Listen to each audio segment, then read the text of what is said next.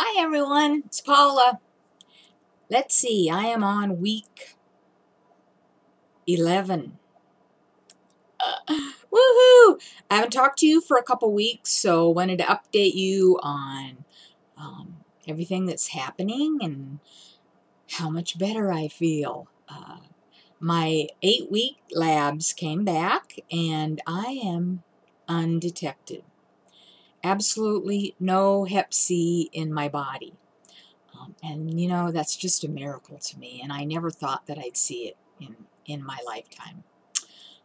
So that's been pretty exciting for me, and you know, I think I'm still rolling it over in my mind a bit that, you know, after 45 years, I don't have any Hep C. I don't have to worry about that dragon that I've carried around with me. I used to call it my monster that I kept in the basement. You know, it's kind of like a monster that you kept in the basement. You know, you fed it and tried to keep it quiet, but you just never knew when it was going to revolt and just take over. So now I call it a dragon because I've slain it and he's gone, and I'm so excited by that. And I hope you're having the same results too. So tell you a little bit about my journey the last few weeks. They took me off ribavirin, I believe about week maybe 7, I think, or 8, somewhere around in there, because my hemoglobins were continually just always on a downward spiral. I've had 7 transfusions since this all started. My last one was last Wednesday, so I guess about a week and a couple days ago. And I'm hoping that's the last one. I'm really hoping. But, you know, it takes a while for the ribavirin to work out of your system. So I'm assuming it's still in there doing its, you know, destructive things, as well as the Harvoni is in there doing its wonderful killing thing. So that's kind of how it's been for me. I've been, of course, you know, when you don't have any blood in your system, I've been really tired a lot and disinterested in doing anything other than, you know, being a vegetable. Um, and I think that also has a lot to do with, you know, cabin fever. It's a beautiful day out today, so, and it has been. So I've been outside, you know, digging and getting rid of, you know, old pot plants in my pots and things like that, trying to absorb some of the sun and see the light again. So that's been good. I wanted to also talk to you about, you know, there's many Facebook pages that you can go on to and find out what other people are going through. I kind of hit the high points on what I've observed is happening with people. But you can actually go in for yourself. The one that I probably followed the most is called Harvoni, Harmony, and Hep C. And I guess I follow that because there seems to be, their admin, I think, are medical people, maybe nurses, and they might even have a doctor there. You know, don't quote me on that, but I think that's, so whenever someone steps in with something that's, you know, maybe not totally right, you know, they tend to go in and nicely correct them. But it's really good at asking questions, like, are you going through this? Is this what is happening to you? And it makes you feel better because it's not just you being tired or angry or foggy in your brain, Harvoni head, all of those things. So that is what I recommend if you're feeling alone. Besides having me, if you're feeling alone, go on a Facebook page and find out what other people are going through, because it certainly makes you feel better to know that you're not just out there clinging on your own. So that's really the one that I probably visit the most. What I guess I've noticed a lot is every doctor apparently has their own ideas about things. And so I can't really say don't pay attention to your doctor, because certainly that's not the message that I want to send. I do know there was one comment that I read where a woman had went to the ER because her blood pressure had like skyrocketed, and the ER doctor said, you know, stop taking that medication. And it was, you know, she was on Harvoni, and you know, I just would question just stopping that because an ER doctor tells you that. I mean, ER doctors are wonderful at what they do. And certainly if you have a gunshot wound or a heart attack or a broken something, you know, they're really, that's what they're there for. But for your continual care and having somebody who knows the situation and knows what you're doing, listen to them first. Because she just stopped Harvoni when this ER doctor told her that. And I just don't think that was really a good thing to do without checking first. You know, with the doctor who has prescribed the Harvoni to you. So that could be one thing I would caution. And certainly, you know, ask questions of your doctor. Why are you putting me on this? Why is this happening? I know that when my blood hemoglobin just kept going on and on and on, I'd be up one week and down the next, and I'd have a transfusion and be good for a week, and then it'd plummet back down. And finally I said, okay, so ultimately, what are we going to do about this? Because, you know, while it's certainly a short time that I'm going through this, it's, you know, it's just not right. So then that made them, you know, review things, and they talked with Gilead about it and all those things. So they then took me off the ribavirin. And so that was how my team worked. And, you know, if you find that your doctor doesn't seem concerned about things that you're concerned about with, you might just keep asking questions, because maybe they don't know either. You know, this is still there. We are pioneers right now. I just want you to know we're the pioneers out there that are taking this drug that, yeah, they did, you know, studies and it got approved by the FDA and everything, but they're still not sure about all of it as far as the side effects and things. I know when they talked with Gilead, when my team talked with Gilead and told them what was going on with me, they're like, well, that really didn't happen in the studies. So obviously it's ribavirin. Well, yeah, obviously it is. But, you know, my point was that if it's happening to me, then it could be happening to somebody else, and they might want to go back and think about adding ribavirin. But, you know, I don't know how all that procedure works as far as how they figure out.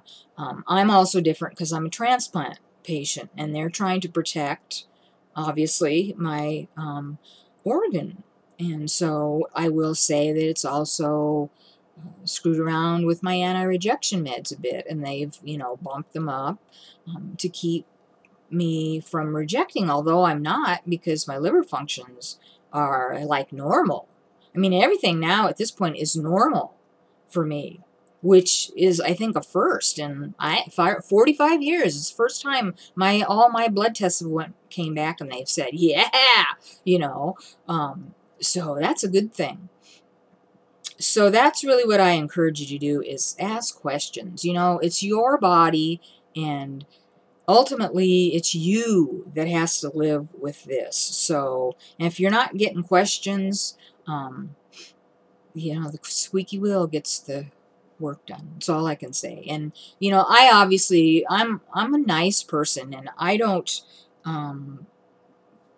phrase my questions like, well, why is this happening? You know, I just say, hey, what's going on? Is there a reason for this? And they certainly appreciate that you ask questions as well, if they're good at what they do, and they're not, you know, challenged by a patient who actually takes their own care into their hands, which most doctors aren't. If you have one that is, then I say move on. Just my opinion. As I always say, I'm not a doctor. I don't know a lot of the reasons why they do the things they do. All I can tell you is my experience. And as I've said before, my doctors are always really good. And as far as I'm concerned, they're top notch. As far as how they care for me and how they follow up and all those things. So, and I know that just from reading comments on Facebook, I know there's a lot of people out there that their doctors are just like, yeah, come back in 4 weeks. Well, what do they do in the meantime? So that's again why I suggest you get on a Facebook page. And a lot of times if people ask questions that they're just not, they don't have the knowledge to answer, they say, call your doctor. And so, and that's what I would suggest to you. If you have something that you feel is really threatening you, call your doctor. If you're depressed, talk to your doctor. They might put you on antidepressants. I don't know. I, as a rule, really, in my lifetime, I don't get depressed. I get really angry about things. That's how depression manifests itself in me. I don't get like real, down in the dumps so much as I do just pissed off at everybody and everything. And so that's when I know that I'm kind of in a slump and I need to check my mind and check myself and figure out why this is. I can't say enough about self-talk to yourself, telling yourself that you are healing, it's going to get better, positive in, negative out, release, all those things, talking to yourself in a positive way, not saying, oh, I feel like shit, I'm just awful. And certainly I'm not saying I don't get to that point, because I do.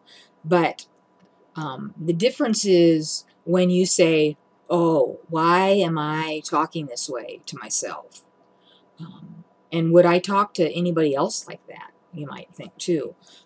So mainly when I'm starting to feel that way, I just sit quietly and I begin to breathe deeply.